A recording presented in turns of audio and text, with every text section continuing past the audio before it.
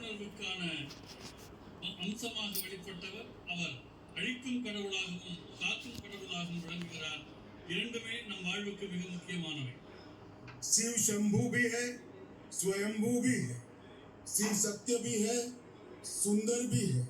शिव को भोलेनाथ भी कहते हैं, महाकाल भी कहते हैं और यहाँ शिव आदि योगी के रूप में विराजमान है। சிவபெருமான் சம்போ என்று அழைக்கப்படுகிறார். சுயம்பு தான் தோன்றியாக அவர் கருதப்படுகின்றார். அவர் சத்தியம் சுந்தரமாகிய உண்மைக்கும் அழகுக்குமான வடிவமாக விளங்குகிறார். குழந்தைமயமான போலேநாத்தாகவும் உக்கிரமான மகாகாலராகவும் அவர் தொழப்படுகிறார். எல்லாவற்றுக்கும் மேலாக முதல் யோகியாக ஆதி யோகியாக அவர் விளங்குகிறார். शिव केवल आराध्य नहीं बल्कि अस्तित्व का मूल आधार है।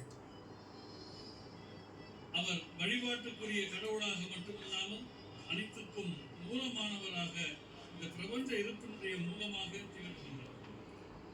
यह महाशिवरात्रि ये भक्ति और श्रद्धा की पराकाष्ठा का प्रमाण है, जिसमें असली अर्पण हमारा भक्ति के प्रति समर्पण है। மகாசிவராத்திரி என்பது பக்தியினுடைய முழுமையான வெளிப்பாடாகவும் சரணாகதி தத்துவத்தினுடைய வெளிப்பாடாகவும் தன்னையே இறைவனுக்கு அர்ப்பணிக்கக்கூடிய தன்மையினுடைய கொண்டாட்டமாகவும் திகழ்கின்றது. मैं सदगुरु जी के लिए भी कुछ कहना चाहता हूँ। सदगुरु जी, आपने ये जो स्थान बनाया है जहाँ हम सब आज बैठे हैं, वो केवल एक तीर्थ स्थल नहीं है, बल्कि योग, साधना, भक्ति, आत्मज्ञान और मुक्ति का केंद्र बनकर आज पूरे विश्व में उभरा है। சத்குரு அவர்கள் உருவாக்கி இருக்கிற இடம் வெறும் பக்திக்கான இடமாக மட்டுமில்லாமல் ஒரு புனித இடமாக யோகம், ஆத்ம சாதனை, பக்தி, தன்னை உணர்தல் ஆகியவற்றுக்கான கேந்திரமாக சத்குரு அவர்கள் இதனை உருவாக்கி இருக்கின்றார்கள்.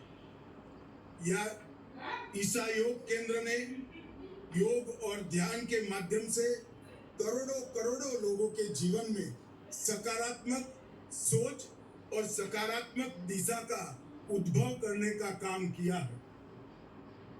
ஈஷா யோக மையம் பல லட்சக்கணக்கானவருடைய உயிர்களை யோக மார்க்கத்தின் மூலமாகவும் தியானத்தின் மூலமாகவும் நெறிப்படுத்தி சரியான சிந்தனையை விதைத்து சரியான பாதையில் அவர்கள் செல்ல உலகெங்கும் வழிகாட்டி கொண்டிருக்கின்றது. आदि योगी की ये 112 फीट ऊंची भव्य प्रतिमा हमें अपनी आध्यात्मिक यात्रा के 112 मार्गों की अनुभूति और परिचय दोनों कराती है। 112 அடி உயரத்தில் இருக்கக்கூடிய ஆதியோகியின் திருவுருவமானது விடுதலைக்கும் ஆன்ம விடுதலைக்குமான 112 பாதைகளை நினைவூட்டுவதோடு சிவபெருமாள் அடைந்த அந்த தன்மையை அடைவதுதான் ஒவ்வொரு மனிதருக்கும் இருக்கிற லட்சியம் என்பதை உணர்த்துகின்றது.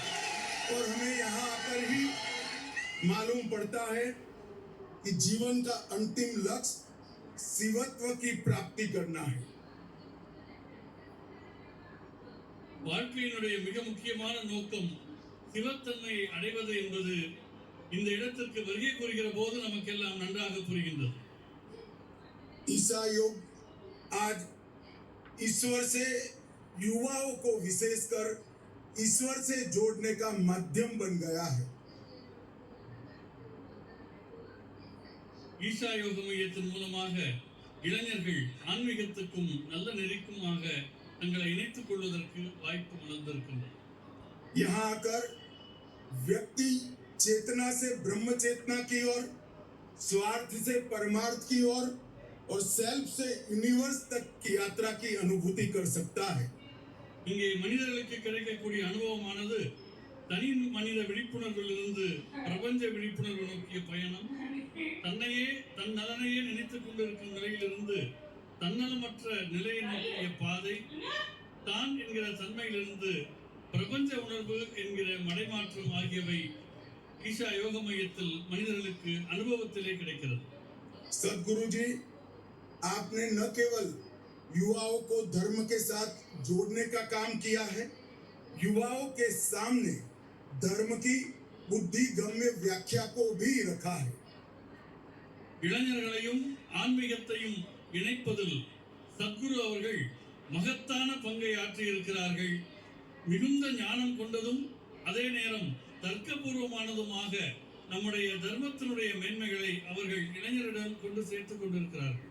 मित्रों, आपने अंग्रेजी में कहावत जरूर सुनी होगी, a mystic man on A mission.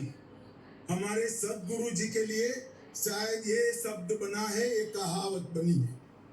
நண்பர்களே, நம்முடைய சத்குரு அவர்களை நான் உங்களுக்கு வர்ணிக்க வேண்டும் என்றால் எனக்கு ஒரு வாசகம் தோன்றுகிறது. ஒரு லட்சியத்தோடு இயங்கிக் கொண்டிருக்கிற ஒரு ஞானி என்ற சொற்களை கொண்டு சத்குரு அவர்களை நான் வர்ணிக்க விரும்புகின்றேன். सदगुरु जग्गी वासुदेव आज पूरी दुनिया भर को जीने का रास्ता सिखा रहे हैं। சத்குரு ஜகி